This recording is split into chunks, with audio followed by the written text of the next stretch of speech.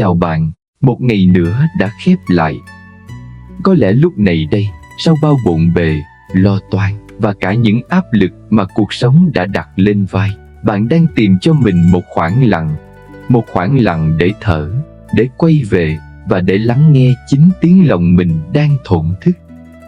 Chào mừng bạn đến với Phật Pháp Giác Ngộ.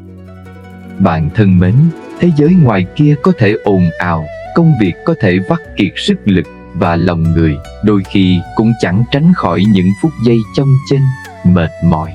Nhưng đêm nay, hãy cho phép mình được dừng lại. Đừng mang những ưu phiền của ngày cũ vào trong giấc ngủ, cũng đừng để những dự định dang dở làm trái tim bạn thêm nặng nề. Trong không gian tĩnh lặng này, tôi mời bạn cùng tôi đi qua 5 câu chuyện về sự tỉnh thức, về lòng bao dung và cả sự biết đủ, những liều thuốc chữa lành vô giá từ kho tàng lời dạy của Đức Phật. Những câu chuyện này không phải là bài giảng đạo lý xa vời, mà là những tấm gương phản chiếu, giúp bạn soi lại tâm hồn mình, giúp bạn buông xuống những gánh nặng không cần thiết để tâm hồn được nhẹ nhàng, thanh thản hơn. Bạn không cô đơn trên hành trình tìm kiếm sự bình an. Hãy hít một hơi thật sâu, để hương trầm của sự tĩnh tại lan tỏa, để những câu chuyện dưới đây vỗ về tâm trí bạn. Hãy để những nỗi đau được xoa dịu, để những góc khuất được ánh sáng trí tuệ của Phật Pháp chiếu soi. Bây giờ, hãy thả lỏng đôi vai, khép nhẹ đôi mắt và cùng tôi bước vào hành trình chữa lành đêm nay. Tú miệng trước khi tú tâm, khoảng cách giữa phúc và họa chỉ cách nhau một lời nói. Người xưa có câu, họa từ miệng mà ra, bệnh từ miệng mà vào. Trong hành trình tu tập và hoàn thiện bản thân, nhiều người mải mê tìm kiếm những chân lý cao siêu mà quên mất rằng bước đầu tiên của tu hành chính là tu cái miệng. Tại sao phải tu miệng trước khi tu tâm? Bởi vì tâm ta có thể chưa định, nhưng nếu miệng đã thốt ra lời ác thì nghiệp quả đã hiện hữu ngay tức thời. 1. Tại sao phải tu miệng trước? Tâm là gốc rễ, nhưng miệng lại là cửa ngọt. Tâm ta như một khu vườn, còn lời nói là những hạt giống ta gieo ra thế giới bên ngoài. Một cái tâm thiện lành, nhưng cái miệng xà lòng thì chẳng khác nào mang nước cam lộ đựng trong chiếc bình nước, chẳng thể giữ được phước đức lâu bền. Đức Phật dạy về khẩu nghiệp gồm 4 điều cấm: nói dối, nói lời thêu dệt, nói lời hai lưỡi và nói lời độc ác. Khi ta chưa thể điều phục được những suy nghĩ hỗn độn trong tâm, việc giữ cho môi lưỡi không phạm lỗi chính là cách bảo vệ phước báo hiệu quả nhất.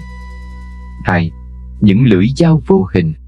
Lời nói một khi đã thốt ra, giống như bát nước đổ đi, không bao giờ thu hồi lại được.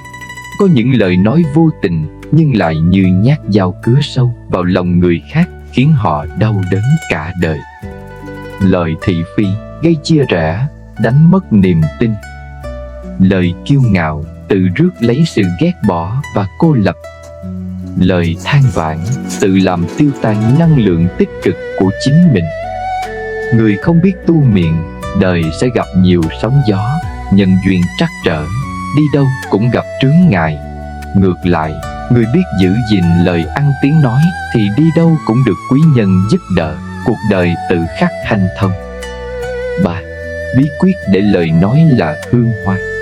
Để đời bớt gặp họa, hãy thực hành 3 bộ lọc của sự tỉnh thức trước khi mở lời. Bộ lọc sự thật, lời định nói có đúng sự thật không? Nếu là lời đồn thổi, hãy dừng lại. Bộ lọc thiện chí, lời nói này có xuất phát từ lòng tốt, muốn xây dựng hay chỉ để thỏa mãn cơn giận? Bộ lọc cần thiết, lời nói này có thực sự mang lại lợi ích cho ai không? Nếu không, sự im lặng chính là đỉnh cao của tu hành. Kết luận, tu tâm là một hành trình dài hạn, nhưng tu miệng là việc ta có thể làm ngay từ hơi thở này. Đừng để cái miệng đi quá nhanh so với cái đầu, và đừng để cảm xúc dẫn dắt đôi môi. Khi bạn biết cách dùng lời nói để xoa dịu, để bao dung và khích lệ, bạn đang tạo ra một vùng từ trường bình an xung quanh mình. Đêm nay, hãy tự nhủ với lòng, học nói mất 2 năm, nhưng học cách giữ im lặng phải mất cả đời. tu được cái miệng là bạn đã đi được một nửa chặng đường đến với hạnh phúc thực sự. Câu chuyện thứ nhất. Ái ngữ, lời nói là hương hoa của tâm hồn. Ngày xưa, tại một ngôi làng nọ, có người thợ rèn với đôi bàn tay thô ráp và một trái tim đầy rẫy sự nóng nảy. Lời nói của ông ta sắc bén như những lưỡi dao ông tôi luyện trong lò lửa. Chúng không chỉ vô tình cắt đứt những mối giao hảo, mà còn gieo rắc sự sợ hãi và xa lánh nơi hàng xóm. Đỉnh điểm của sự tổn thương là khi chỉ vì một phút nông nổi, một lời mắng nhiếc vô cớ mà ông đã đánh mất đi người bạn tri kỷ gắn bó từ thuở thiếu thời. Đứng trước sự đổ vỡ của những mối quan hệ và sự trống trải trong tâm hồn, ông tìm đến Đức Phật với mong mỏi tìm lại được sự bình an. Đức Phật không quở trách, cũng chẳng luận bàn về đúng sai. Ngài chỉ đưa cho ông một chiếc gối lông vũ và bảo: con hãy rạch chiếc gối này ra, rồi đi rải hết lông bên trong ra khắp các con đường trong làng. Sau đó hãy quay lại đây. Dù không hiểu lý do, ông vẫn cung kính làm theo. Khi ông quay lại, Đức Phật ôn tồn nói tiếp: bây giờ con hãy đi nhặt lại tất cả số lông vũ ấy, đem trả lại vào trong chiếc gối cho ta. Người thợ rèn bàng hoàng: thưa ngài, điều đó là không thể. Chỉ trong chốc lát, gió đã cuốn chúng đi khắp mọi nẻo đường. Chúng đã bay lạc vào rừng sâu, mắc kẹt trên vách đá. Làm sao con có thể nhặt lại được? Đức Phật mỉm cười, một nụ cười hiền hậu như ánh trăng đêm, và khẽ bảo: lời nói của con cũng giống như những sợi lông vũ ấy. Khi đã thốt ra rồi, con không bao giờ có thể thu hồi lại được. Lời ác khẩu gieo rắc khổ đau. Nó tựa như vết dao cắt vào trái tim người khác, nhưng sâu xa hơn, nó cũng chính là vết sẹo hằn trên tâm hồn con. Đức Phật dạy rằng ái ngữ là con đường duy nhất dẫn đến sự an lạc. Ái ngữ không phải là lời đường mật nịnh hót, mà là những lời nói chân thật, xuất phát từ lòng từ bi, dịu dàng và đúng lúc. Khi ta biết sử dụng ái ngữ, lời nói của ta sẽ trở thành dòng nước mát lành, gột rửa đi mọi nóng giận, khiến người nghe cảm thấy như được tắm mình trong sự chữa lành. Ngược lại, những lời ác khẩu dù vô tình cũng sẽ là mầm mống của sự oán hận, mà người gánh chịu nghiệp quả nặng nề nhất không ai khác chính là người nói ra. Từ hôm ấy, người thợ rèn học cách dùng lời nói để xoa dịu, để bao dung và yêu thương. Cuộc đời ông từ một vùng đất khô cằn đầy sỏi đá của sân si đã dần trở thành vườn hoa của sự hòa thuận và an lạc. Đêm nay, trước khi đi vào giấc ngủ, bạn hãy tự nhắc nhở mình, trước khi nói một lời, hãy để tâm dừng lại trong một nhịp thở. Nếu lời nói ấy không giúp ích cho ai, không mang lại sự bình an cho chính mình và người khác, thì sự im lặng chính là lời nói vàng ngọc nhất. Hãy để lời nói của bạn trở thành hương hoa tỏa ngát dịu dàng giữa cõi đời đầy biến động này. Từ tiếng khóc chào đời đến nỗi khổ tại tâm, hành trình của một kiếp người. Chúng ta bắt đầu sự sống bằng một tiếng khóc. Không phải ngẫu nhiên mà triết học phương Đông coi khổ là sự thật đầu tiên của cuộc đời. Từ lúc nằm nôi cho đến khi tóc điểm bạc, nỗi khổ không hề mất đi. Nó chỉ thay hình đổi dạng, từ những thiếu thốn thể xác dần chuyển hóa thành những vực thẳm trong tâm hồn. Một, khổ từ khi hình thành hình hài. Vở ấu thơ, nỗi khổ thật đơn thuần. Đó là cơn đói bụng, là cái lạnh của thời tiết, là sự bất lực khi không thể diễn đạt mong muốn bằng lời. Chúng ta khổ vì phụ thuộc. Khi lớn hơn một chút, nỗi khổ bắt đầu nhuốm màu so sánh. Khổ vì không bằng bạn bằng bè, khổ vì áp lực kỳ vọng của mẹ cha. Chúng ta trưởng thành trong một cuộc đua tiếp nối, nơi mà hạnh phúc luôn bị đặt ở thì tương lai. Khi nào vào đại học, khi nào có việc làm. Chính vì mãi đuổi theo cái khi nào đó, ta bỏ lỡ sự bình yên ở hiện tại. 2. Trưởng thành khi nỗi khổ mọc rễ trong tâm. Khi đôi chân đã vững vàng đi giữa cuộc đời, chúng ta không còn khổ vì thiếu ăn, thiếu mặc, mà khổ vì tâm không an. Người ta thường nói, thân bệnh không đáng sợ bằng tâm bệnh. Phần lớn nỗi khổ của người trưởng thành không đến từ nghịch cảnh bên ngoài, mà đến từ cách chúng ta phản ứng với nó. Khổ vì mong cầu, cầu bất đắc khổ. Chúng ta muốn kiểm soát mọi thứ, từ thời tiết, công việc đến tình cảm của người khác. Khi thực tế không như ý, tâm ta sinh ra oán hận và thất vọng. Khổ vì dính mắc, chúng ta ôm giữ những tổn thương từ quá khứ và lo sợ về những bất trắc của tương lai. Tâm ta giống như một chiếc ly đã đầy nước, không thể chứa thêm sự thanh thản vì mãi giữ lại những cặn bã của nỗi đau cũ. 3. Cội nguồn của mọi nỗi đau, sự lầm tưởng của cái tôi. Sâu xa nhất, nỗi khổ sinh ra từ sự chấp ngã. Ta coi cái danh dự này là của ta, tài sản này là của ta, và ngay cả những người thân yêu cũng phải thuộc về ta. Khi một thứ gì đó mất đi hoặc biến đổi, ta cảm thấy như chính mình bị xâu xé. Chúng ta quên mất rằng mọi thứ trên đời đều vận hành theo quy luật vô thường. Tâm ta như một tấm gương, nhưng thay vì chỉ phản chiếu mây bay, nó lại cố gắng giữ mây lại. Chính sự níu kéo đó tạo ra ma sát, và ma sát đó chính là nỗi khổ. 4. Hóa giải nỗi khổ từ gốc rễ. Đức Phật dạy rằng tâm dẫn đầu các pháp. Nỗi khổ sinh ra từ tâm thì cũng phải được hóa giải từ tâm.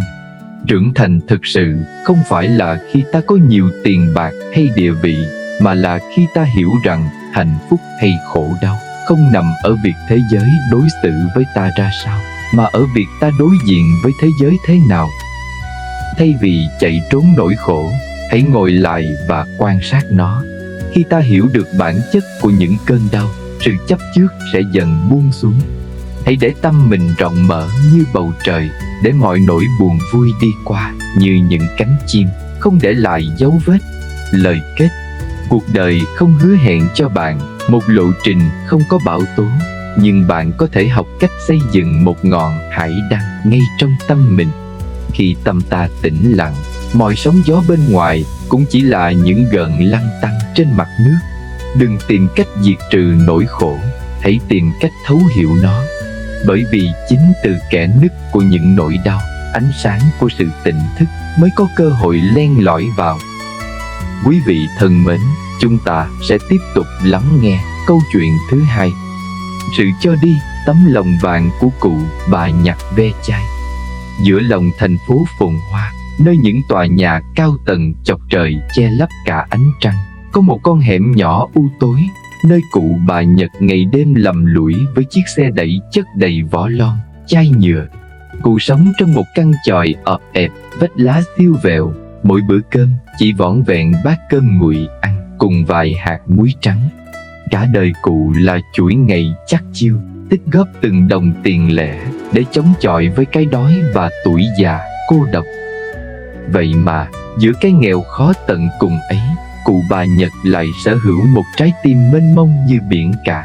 Mỗi khi nghe tin trên báo đài hay qua lời kể của hàng xóm về những đứa trẻ bị bệnh ung thư đang nằm chờ chết trong bệnh viện vì không có tiền chạy chữa, đôi mắt cụ lại đỏ hoe. Không chút đắn đo, cụ vét sạch từng đồng bạc lẻ mà mình đã phải đổ bao mồ hôi, thậm chí là máu, để đổi lấy từ những đống rác thải, đem đến tận tay người cần giúp đỡ. Một người hàng xóm nhìn thấy cảnh ấy, không khỏi xót xa mà hỏi: cụ ơi, bản thân cụ còn đang chạy ăn từng bữa, căn nhà thì dột nát, tại sao cụ không giữ lấy số tiền này mà mua chút thức ăn ngon, hay dành dụm mà dưỡng già? Cụ bà chỉ mỉm cười, nụ cười móm mém nhưng rạng rỡ như một đóa sen bừng nở giữa bùn nhơ.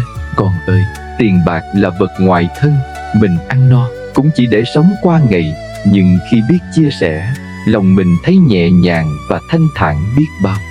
Chia sẻ không phải để được tiếng khen, mà là để thấy mình còn biết thương người, còn thấy mình đang thực sự sống trong cõi đời này. Sự cho đi của cụ không đến từ sự dư dả, mà khởi nguồn từ một trái tim biết yêu thương vô điều kiện. Trong giáo pháp của Đức Phật, đây chính là hạnh bố thí ba la mật, sự cho đi mà không phân biệt, không mong cầu, không chấp trước. Bố thí không bao giờ nằm ở giá trị vật chất nhiều hay ít, mà nằm trọn vẹn ở tâm thành. Cái nghèo của cụ chỉ là vẻ bề ngoài của xác thân, còn cái giàu trong tâm hồn cụ là thứ quý giá mà người giàu có nhất thế gian cũng chưa chắc đã chạm tới. Đức Phật từng dạy, người biết cho đi là người hạnh phúc nhất. Hạnh phúc không phải là khi ta sở hữu những thứ quý giá cho riêng mình, mà là khi ta biết hóa giải nỗi đau của người khác bằng lòng từ bi. Đêm nay, khi lắng nghe câu chuyện này, bạn hãy thử một lần quán chiếu lại tâm mình. Bạn có đang quá khắt khe, quá tính toán với chính mình và người xung quanh? Sự cho đi không nhất thiết phải là tiền bạc. Đó có thể là một nụ cười, một lời thăm hỏi chân thành, hay một ánh mắt cảm thông dành cho người đang gặp nghịch cảnh. Hãy học cách cho đi, không phải vì bạn đang có quá nhiều, mà vì bạn hiểu rằng khi trao đi tình thương, chính là lúc bạn đang tự tay thắp sáng ngọn đèn trí tuệ trong tâm hồn mình. Khi lòng bạn mở ra, nỗi khổ của người khác cũng chính là nỗi khổ của bạn. Và khi ấy, thế giới này sẽ không còn sự ngăn cách, chỉ còn lại sự ấm áp của tình người và ánh sáng dịu dàng của lòng từ bi. Hãy cứ cho đi, vì chính trong sự cho đi, bạn sẽ tìm thấy sự an lạc vĩnh hằng. Muốn hết khổ, hãy học cách yêu thương và hiếu thuận. Đức Phật từng dạy, tột cùng của thiện không gì bằng hiếu, tột cùng của ác không gì bằng bất hiếu. Vậy tại sao muốn hết khổ, ta lại phải bắt đầu từ việc yêu thương cha mẹ và biết cho đi? Một, hiếu thuận, suối nguồn của phước đức. Nhiều người đi chùa lễ Phật, dâng cúng đủ đầy, nhưng lại quên mất hai vị Phật sống đang ngồi chờ cơm ở nhà. Chúng ta thường đối đãi tử tế với người ngoài, kiên nhẫn với khách hàng, nhưng lại dễ dàng buông lời gắt gỏng với mẹ cha. Cái khổ lớn nhất của đời người không phải là nghèo khó, mà là khi thành đạt rồi nhìn lại, ta không còn ai để báo hiếu. Khi bạn hiếu thuận, tâm bạn tự khắc trở nên nhu nhuyễn, hiền hòa. Một người biết kính trọng mẹ cha sẽ được trời đất chở che, nhân duyên tốt đẹp tự tìm đến. Đó chính là cách ta hóa giải cái khổ từ gốc rễ. 2. Sự cho đi, nghệ thuật làm rỗng nỗi đau. Tại sao càng giữ cho riêng mình, ta lại càng thấy khổ? Bởi vì tâm ta lúc đó giống như một dòng sông chết, không có sự lưu thông. Cho đi không chỉ là tiền bạc, đó có thể là một nụ cười với người lạ, một lời an ủi với kẻ đang tuyệt vọng, hay đơn giản là sự lắng nghe chân thành. Quy luật của nhân quả, khi bạn xòe bàn tay ra để giúp đỡ người khác, bạn không thể nắm chặt những nỗi khổ riêng mình. Việc giúp người không chỉ làm vơi đi cái khổ của họ, mà còn giúp ta nhận ra rằng mình vẫn còn may mắn và giá trị hơn rất nhiều người. Hạnh phúc là một thứ kỳ lạ, khi bạn đem chia sẻ nó sẽ nhân đôi. Khi bạn đem chia sẻ nỗi đau, nó sẽ giảm đi một nửa. 3. Hiếu thuận và cho đi, hai cánh cửa của sự giải thoát. Nếu coi cuộc đời là một hành trình vượt biển, thì hiếu thuận là chiếc mỏ neo giữ cho tâm ta không bị sóng gió danh vọng cuốn đi. Còn sự cho đi là cánh buồm đưa ta đến bến bờ của sự an lạc. Quý vị hãy nhớ, chúng ta sinh ra với đôi bàn tay trắng và sẽ ra đi cũng với đôi bàn tay trắng.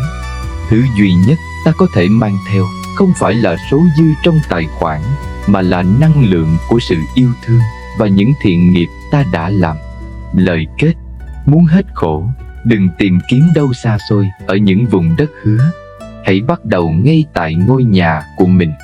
Hãy để đôi bàn tay mình biết nâng niu những người thân yêu, và để trái tim mình biết rung động trước nỗi đau của thế gian.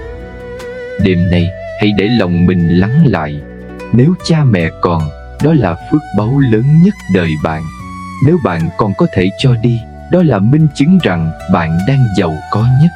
Hãy sống sao cho mỗi bước chân ta đi qua đều nở hoa yêu thương, để khi nhìn lại, ta không phải thốt lên hai chữ giá như. Câu chuyện thứ 3: hiếu hạnh, bát phở ngon và sự hối hận muộn màng. Trong nếp nhà nhỏ, nằm cuối con ngõ hun hút, có đôi vợ chồng già đã dành trọn cả cuộc đời để làm điểm tựa cho đứa con duy nhất. Mẹ không bao giờ dám mua cho mình một chiếc áo mới, cha cả đời chẳng biết đến mùi vị của bát phở ngon.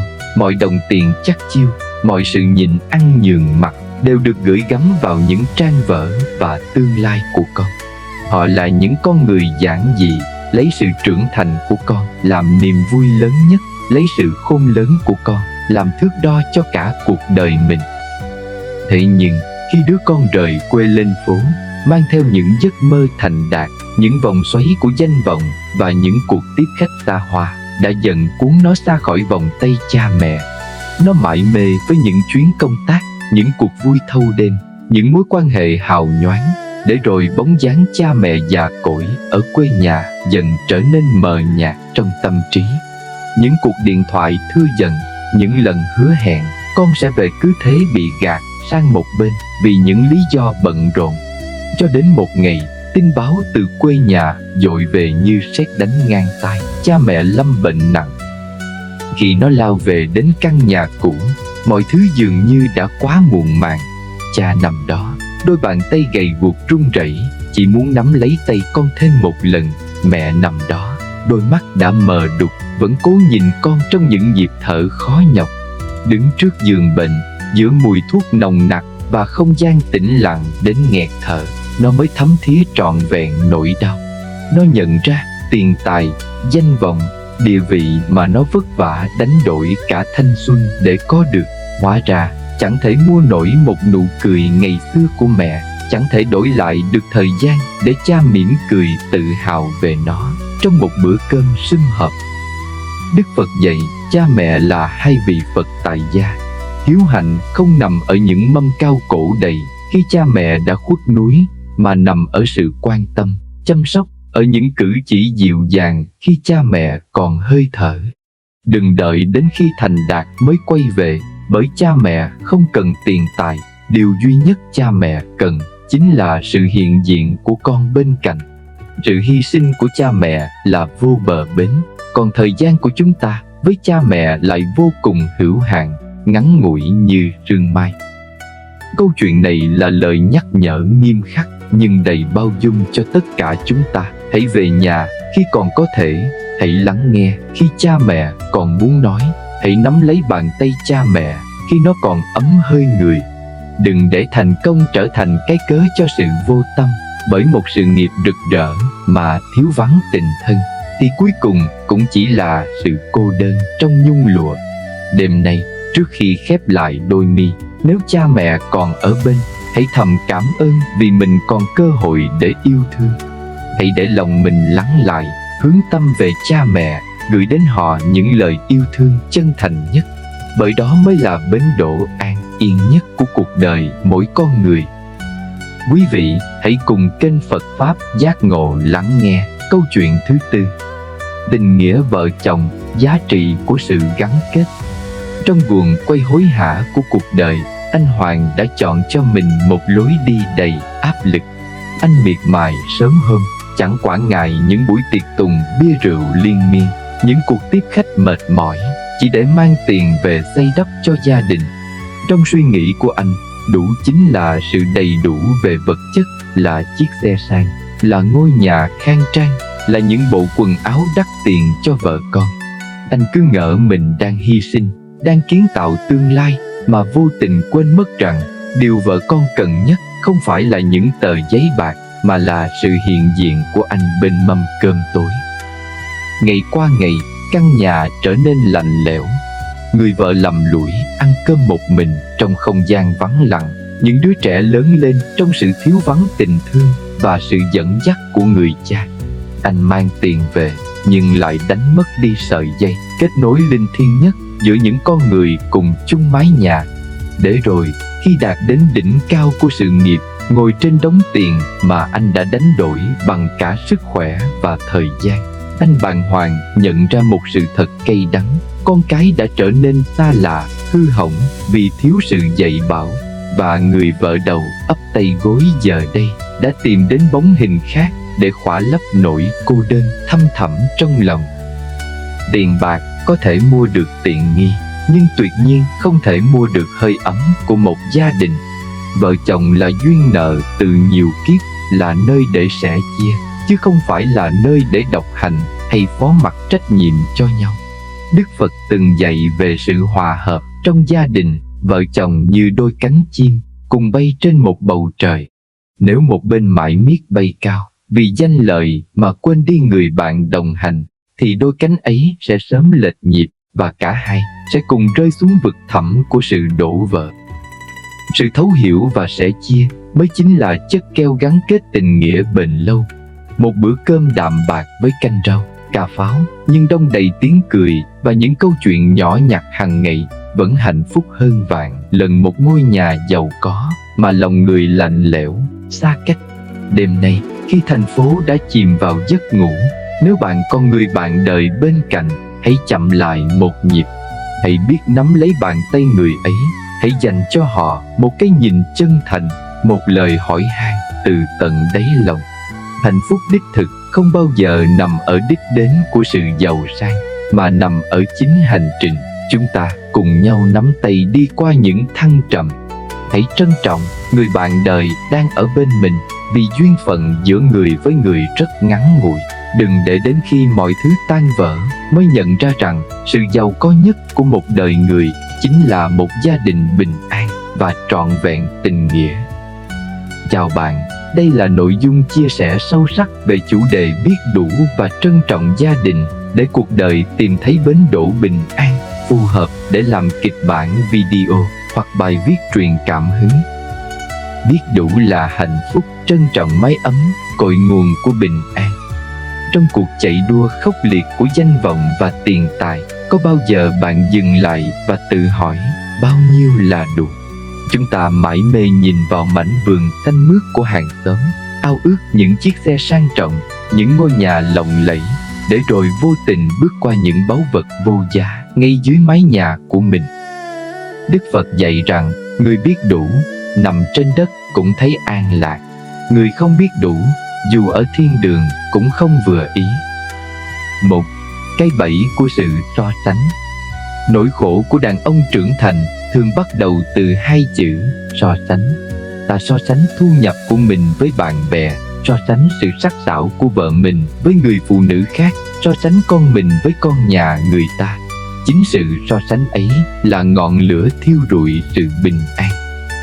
Chúng ta quên mất rằng để có được sự nghiệp rực rỡ ngoài kia, đôi khi người ta phải đổi bằng sự cô độc hoặc những bữa cơm lạnh lẽo.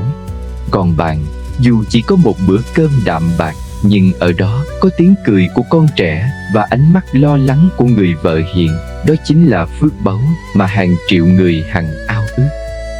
2. Vợ con, những vị Phật hiện hữu trong đời. Người vợ không phải là người nấu cơm hay giặt giũ thuê cho bạn. Cô ấy là người đã đánh đổi thanh xuân, nhan sắc và cả những giấc mơ riêng để vun vén cho mái ấm mang tên bạn. Những đứa con không phải là trang sức để bạn khoe mẽ, chúng là những thiên thần dạy bạn cách yêu thương vô điều kiện. Nếu bạn chỉ coi gia đình là trạm dừng chân sau những cuộc vui bên ngoài, bạn đang đánh mất gốc rễ của cuộc đời mình. Một người đàn ông bản lĩnh không phải là người chinh phục được cả thế giới, mà là người khiến vợ con mình cảm thấy an tâm và được yêu thương nhất khi ở bên cạnh. Và biết đủ, chìa khóa mở cửa bình an. Biết đủ không phải là dừng lại, không phải là lười biếng hay thiếu chí tiến thủ. Biết đủ là trân trọng những gì đang có, thay vì phàn nàn về một ngôi nhà nhỏ. Hãy biết ơn vì mình có một nơi để về. Tận hưởng hiện tại, thay vì dán mắt vào điện thoại. Hãy nhìn vào mắt vợ khi cô ấy nói chuyện. Hãy ôm con thật chặt khi chúng còn bé bỏng. Bớt mong cầu, thêm thấu hiểu, thay vì đòi hỏi vợ phải hoàn hảo. Hãy tự hỏi mình đã đủ bao dung chưa. 4. Hạnh phúc thực sự là sự có mặt. Quý vị ạ, tiền tài có thể kiếm lại được, nhưng thời gian bên gia đình thì không. Đừng để đến khi giàu sang mới quay đầu tìm lại tình thân, vì lúc đó con cái đã lớn khôn và xa cách, người bạn đời đã mỏi mệt vì cô đơn. Hạnh phúc không nằm ở đỉnh núi cao nhất, nó nằm ở ngay dưới chân bạn, trong căn bếp thơm mùi thức ăn, trong tiếng học bài của con và trong nhịp thở yên bình mỗi đêm bên cạnh người thương yêu. Thông điệp cuối cùng đêm nay, Hãy buông bỏ những lo toan ngoài cửa. Hãy mỉm cười với vợ, xoa đầu con và cảm ơn cuộc đời vì tất cả những gì bạn đang sở hữu. Khi tâm bạn biết đủ, cả thế giới sẽ trở nên dịu dàng. Bình an không ở đâu xa. Bình an nằm trong chính sự trân trọng mà bạn dành cho mái ấm của mình. Phật Pháp giác ngộ xin kể câu chuyện thứ 5. Chiếc gương phản chiếu tâm hồn. Có một người đàn ông rất giỏi kinh doanh và thành đạt, nhưng luôn ôm một nỗi lòng nặng trĩu. Mỗi khi trở về nhà sau một ngày dài làm việc, thấy vợ mình đang mải mê sửa soạn trước gương, chăm chút cho mái tóc, thử những bộ váy áo mới, anh lại thở dài trong sự bất mãn. Trong mắt anh, vợ mình thật vô tâm, chỉ biết đến mua sắm, làm đẹp mà quên mất sự hiện diện của chồng, quên mất những lời hỏi han ân cần. Anh tự nhủ, mình vất vả kiếm tiền để lo cho gia đình, còn cô ấy thì chỉ biết sống cho riêng mình. Càng ngày, anh càng cảm thấy cô đơn, cảm thấy vợ không còn dành tình thương cho anh như những ngày đầu. Thế nhưng, anh đâu biết rằng, trong thế giới nội tâm của người vợ, những nỗi buồn cũng đang âm thầm tích tụ. Cô ấy chăm chút vẻ ngoài, không phải vì cô ấy phù phiếm, mà vì cô ấy đang cố gắng tìm lại vẻ đẹp mà anh đã từ lâu không còn ngắm nhìn.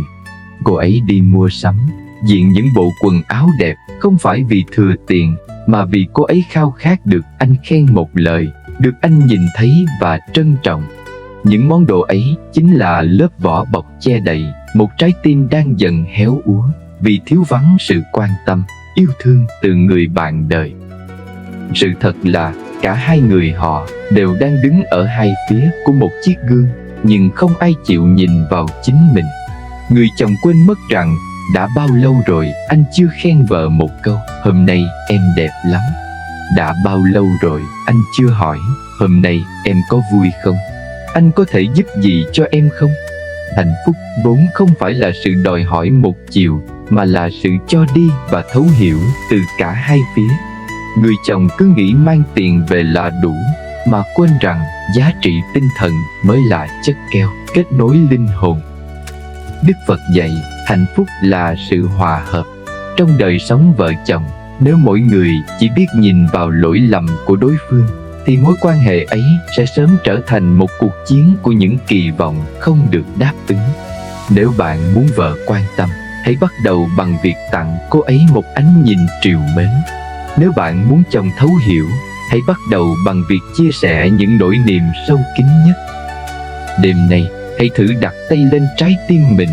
Hạnh phúc không nằm ở chỗ bạn đòi hỏi đối phương phải là người như thế nào, mà nằm ở chỗ bạn đã tử tế và bao dung ra sao với người ấy. Đừng để sự vô tâm giết chết tình nghĩa vợ chồng. Hãy xoay ngược chiếc gương lại, nhìn thấy những thiếu sót của chính mình trước khi oán trách đối phương.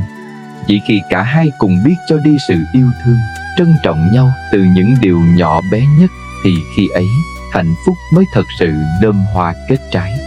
Đừng bao giờ nghĩ tiền bạc là thước đo duy nhất, bởi một lời khen chân thành, một cái nắm tay ấm áp, đôi khi còn giá trị hơn ngàn vạn đồng tiền. Chào bạn, đây là nội dung pháp thoại được biên soạn sâu sắc, trực diện vào thực trạng tu tập hiện nay, dành cho những ai đang tìm kiếm sự giải thoát khỏi đau khổ, bệnh tật, nhưng chưa tìm đúng lộ trình tâm linh. Tú trong nỗi khổ, khi đạo Phật không phải là chiếc gậy phép, mà là tấm gương soi tâm. Nhiều người tìm đến cửa Phật khi cuộc đời đã quá rệu rã. Đó là khi đối diện với sự mất mát người thân, khi cơn bạo bệnh ập đến, hay khi những thất bại liên tiếp khiến ta kiệt quệ. Chúng ta đến với chùa chiền với kinh kệ như tìm một nơi trú ẩn tạm thời, mong cầu một phép màu để hóa giải vận hạn, để cuộc đời bớt gập ghềnh. Thế nhưng, có một sự thật đau lòng, dù bạn có quỳ dưới chân Phật bao lâu, đọc bao nhiêu bộ kinh, mà cái tâm vẫn đầy rẫy tham, chấp và sân giận, thì nỗi khổ ấy vẫn sẽ đeo bám bạn như hình với bóng. 1. Cái bẫy của việc tu hình thức. Sai lầm lớn nhất của chúng ta là coi việc tu tập như một cuộc trao đổi với thần linh. Ta dâng hương, cầu nguyện để mong Phật che chở, mong tai qua nạn khỏi. Nhưng Phật Pháp không phải là thuốc giảm đau, tức thì nếu bạn đi chùa nhưng về nhà vẫn gắt gỏng với vợ con, sân, vẫn so đo từng đồng với hàng xóm, tham, và luôn cho rằng mình đúng, bắt mọi người phải theo ý mình, chấp, thì bạn chưa hề tu. Bạn chỉ đang thực hiện những nghi thức trống rỗng, những nốt thắt trong lòng không gỡ bỏ, thì vận hạn làm sao hóa giải. Ngày, tham, chấp, sân, ba sợi dây xích trói buộc cuộc đời. Tham, khi đau khổ hay bệnh tật, ta lại càng tham sống, tham khỏe mạnh, tham mọi thứ trở lại như xưa. Chính cái tham này khiến ta không chấp nhận được thực tại, từ đó sinh ra khổ chồng thêm khổ. Chấp, ta chấp vào cái tôi. Tại sao tôi lại bị bệnh? Tại sao tôi lại mất mát? Sự cố chấp vào sự công bằng và những điều đã mất khiến tâm hồn ta trở thành một vùng đất chết, không có chỗ cho sự bình yên nảy mầm. Sân, nỗi đau thường đi kèm với sự oán giận. Ta giận cuộc đời, giận những người xung quanh và giận cả chính mình. Ngọn lửa sân hận này thiêu rụi mọi phước đức mà ta dày công gây dựng. 3. Tu là sửa, không phải là cầu. Tu Phật thực chất là một cuộc phẫu thuật tâm hồn. Bạn phải dám cầm con dao tỉnh thức để cắt bỏ những khối u của tham lam và ích kỷ. Hóa giải vận hạn không phải là cầu xin cho tai nạn biến mất, mà là rèn luyện một cái tâm đủ tĩnh lặng để đi qua giông bão mà không bị gục ngã. Tìm chốn bình yên không phải là tìm một ngôi chùa vắng, mà là tạo ra một khoảng lặng ngay giữa tâm bão của cuộc đời. Khi bạn buông được sự oán trách, chấp nhận quy luật vô thường của bệnh tật và mất mát, lúc đó bạn mới thực sự chạm vào cánh cửa của sự giải thoát.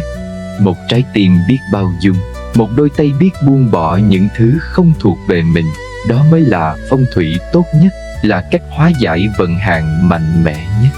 Lời kết: quý vị thân mến, đạo Phật là con đường của sự tỉnh thức, không phải nơi để trốn tránh thực tại.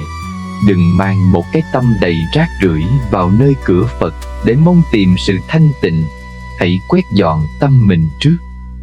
Khi tâm bạn bớt tham, bớt chấp, bớt sân, bạn sẽ thấy rằng bệnh tật dù còn đó, mất mát dù đã xảy ra, nhưng lòng bạn đã nhẹ tênh như mây trời. Đó chính là lúc bạn thực sự tìm thấy bến đỗ an yên nhất của cuộc đời mình. Bức tượng Phật trong tâm. Chị Hoa là một người phụ nữ rất chăm chỉ. Cứ mỗi dịp rằm, mùng 1, chị lại dậy thật sớm, sắm sửa lễ vật tươm tất để đi chùa. Chị niệm Phật tinh tấn, tụng kinh không bỏ sót ngày nào, lòng thành kính cầu xin cho gia đình được bình an, hạnh phúc và công việc hanh thông. Trong mắt mọi người, chị là một Phật tử thuần thành. Thế nhưng, cuộc sống của chị vẫn đầy rẫy những xáo trộn và muộn phiền. Tại cơ quan, chị luôn sống trong trạng thái chiến đấu. Chỉ cần thấy ai đó được cấp trên khen ngợi hoặc có thành tích hơn mình một chút, lòng chị lại dấy lên sự bức rứt, ghen tị. Chị ép mình phải phấn đấu, phải làm việc cật lực đến kiệt sức để vượt mặt bằng được người ta. Về đến nhà, sự căng thẳng ấy lại đổ dồn lên những người thân yêu. Chỉ cần chồng đi làm về muộn một chút, chị đã buông lời trách móc, cằn nhằn. Khi các con bị điểm kém hay lỡ tay làm hỏng món đồ, chị cũng quát tháo, giận dữ mà quên mất sự dịu dàng của một người mẹ.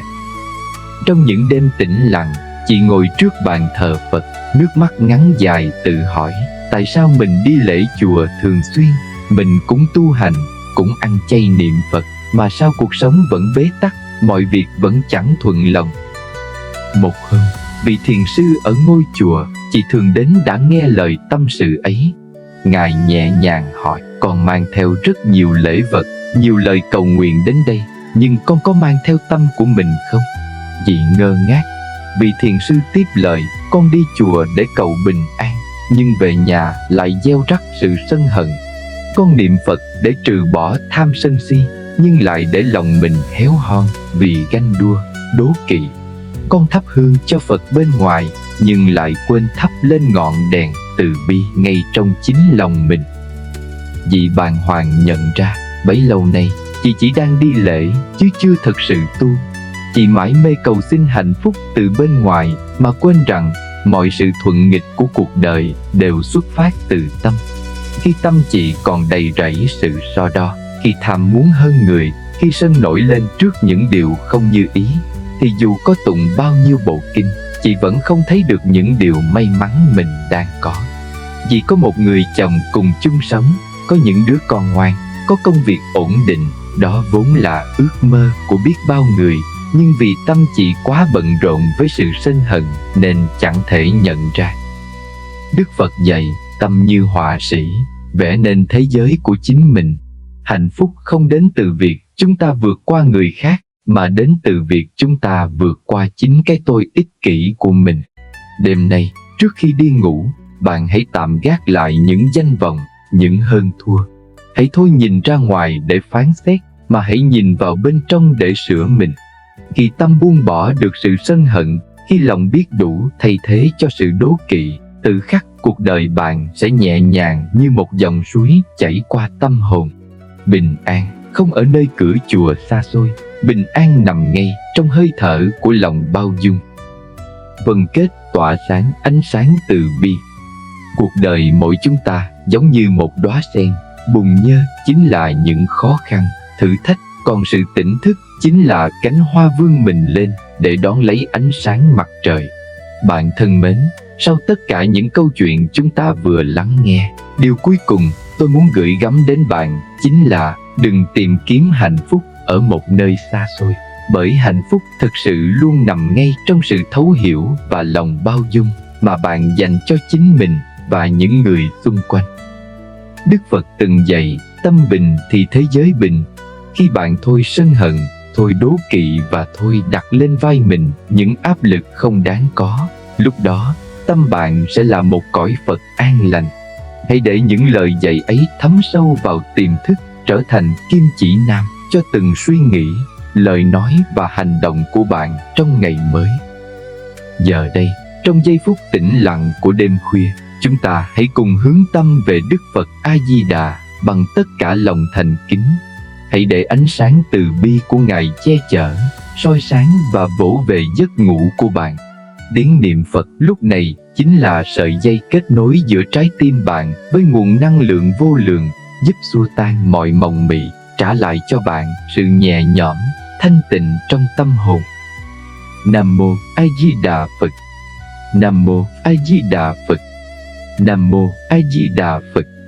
Để cùng lan tỏa năng lượng bình an này, xin bạn hãy hoan hỷ viết vào phần bình luận dưới đây câu niệm Nam Mô A Di Đà Phật. Mỗi lời niệm của bạn không chỉ là sự khẳng định đức tin, mà còn là một hạt giống thiện lành bạn gieo vào mảnh đất tâm, giúp kết nối bạn với ánh sáng trí tuệ của Đức Phật, để mỗi ngày trôi qua đều là một ngày an lạc.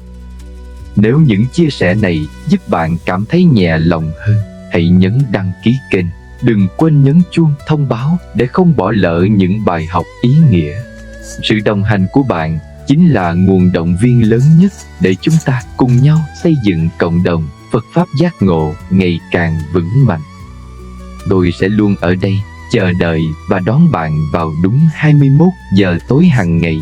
Chúc bạn có một giấc ngủ thật ngon, thật sâu trong sự che chở của 10 phương chư Phật. Nam Mô A Di Đà Phật.